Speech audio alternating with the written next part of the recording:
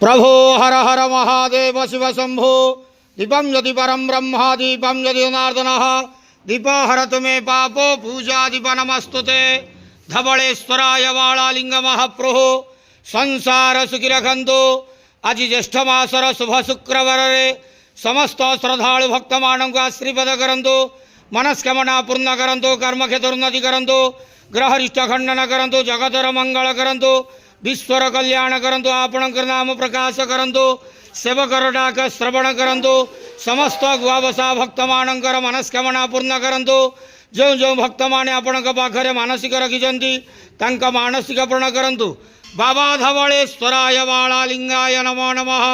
संसार सुखी रखंतु आनंद गेवार हरि बोलो आज ज्येष्ठ मासर शुभ शुक्रवार समस्त श्रद्धालु भक्त मानक आशीर्वाद करंतु आनंद गेवार हरि बोलो हर हर महादेव शिव शंभो धवलेश्वराय वालालिंगाय